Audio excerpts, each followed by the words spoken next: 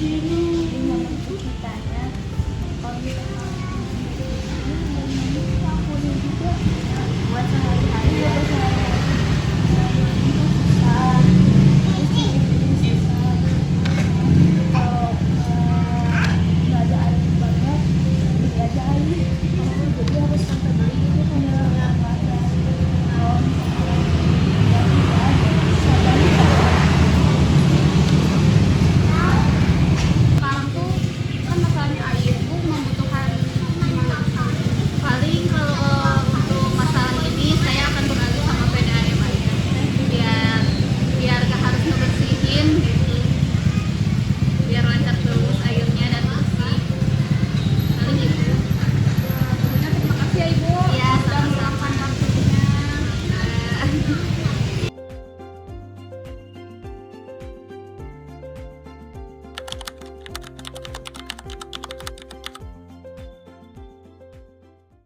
Di sini saya akan membahas tahap intervensi yang pertama, yaitu engagement. Dalam masalah lingkungan kali ini, kelompok kami melakukan engagement dengan masyarakat di RT 6 dan RT 9 yang berada di RW 2 Kelurahan Samoja. Melalui komunikasi awal dengan warga setempat, engagement ini dilakukan untuk memperkenalkan tujuan asesmen, membangun hubungan awal, serta menciptakan keterbukaan masyarakat dalam menyampaikan kondisi permasalahan air kotor yang dialami oleh warga setempat. Selanjutnya, saya akan membahas mengenai latar belakang untuk tahap asesmen. Seperti yang kita semua tahu, bahwa air bersih merupakan kebutuhan dasar yang sangat penting dalam kehidupan sehari-hari. Namun, di wilayah RT 6 dan RW 9 pada RW Kelurahan Samoja masih ditemukan permasalahan lingkungan berupa kondisi air yang kotor dan tidak layak digunakan. Air yang keruh dan berbau berdampak langsung pada aktivitas warga dalam memenuhi kebutuhan sehari-hari, seperti mandi, mencuci, dan memasak. Kondisi tersebut menunjukkan adanya permasalahan lingkungan yang perlu dikaji lebih lanjut melalui proses observasi dan asesmen. Gambaran umum lokasi. Wilayah Samoja merupakan kawasan pemukiman warga yang aktivitas kesehariannya masih bergantung pada ketersediaan air. Sebagian masyarakat masih menggunakan sumber air yang berada di sekitar lingkungan tempat tinggal seperti sumur atau aliran air setempat. Kondisi lingkungan yang cukup padat serta sistem drainase yang belum optimal menjadi faktor yang mempengaruhi kualitas air di wilayah ini. Selanjutnya ada identifikasi masalah.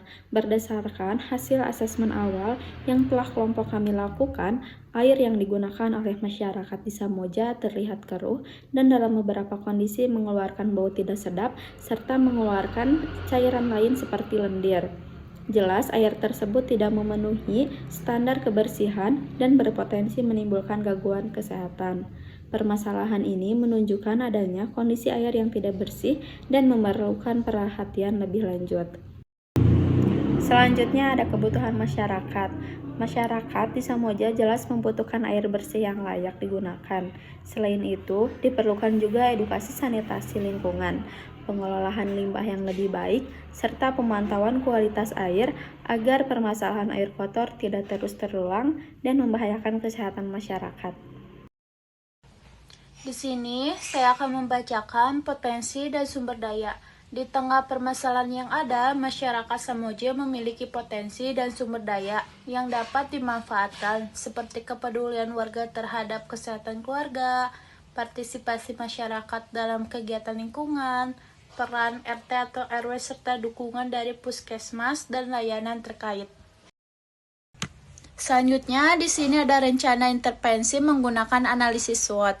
Yang pertama ada strength, kesadaran warga terhadap masalah air, kepedulian terhadap kesehatan keluarga, dan yang terakhir ada struktur sosial masih berfungsi.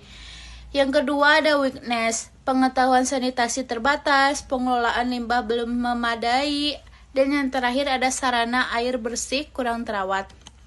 Yang ketiga ada opportunity, program sanitasi dan kesehatan, dukungan puskesmas, dan yang terakhir ada kesediaan warga terlibat.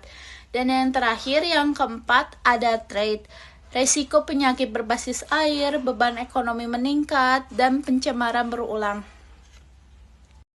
Kemudian, di sini saya akan menjelaskan mengenai strategi intervensi berdasarkan analisis SWOT yang sudah dijelaskan.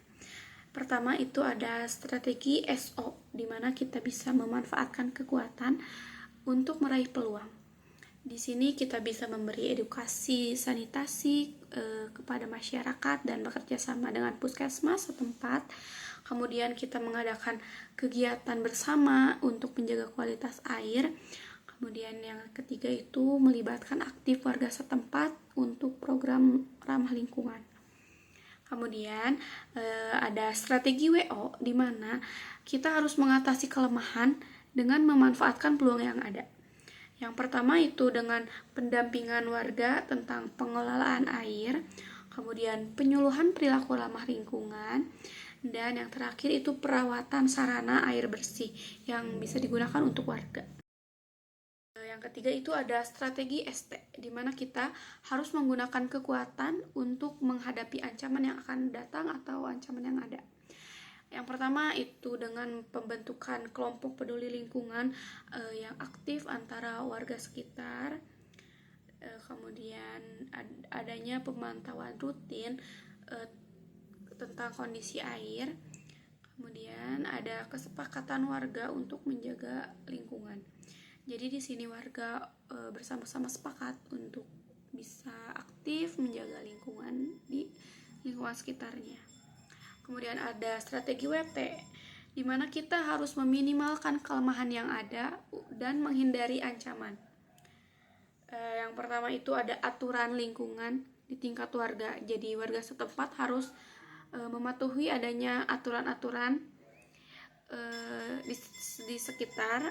Kemudian adanya monitoring dan evaluasi berkala, baik itu dari puskesmas, dari pekerja sosial, dari tokoh-tokoh masyarakat di lingkungan sekitar.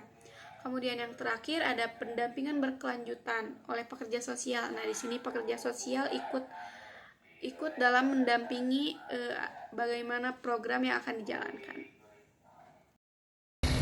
Kesimpulannya, berdasarkan hasil asesmen masyarakat di Kelurahan Samoja, permasalahan air kotor merupakan isu lingkungan yang berdampak langsung pada kesehatan dan kenyamanan masyarakat. Kondisi ini dipengaruhi oleh kepadatan pemukiman dan sistem drainase yang belum optimal. Oleh karena itu, diperlukan tindak lanjut berupa edukasi sanitasi lingkungan, penguatan peran masyarakat, serta koordinasi dengan layanan kesehatan dan lingkungan agar kualitas air dapat ditingkatkan secara berkelanjutan.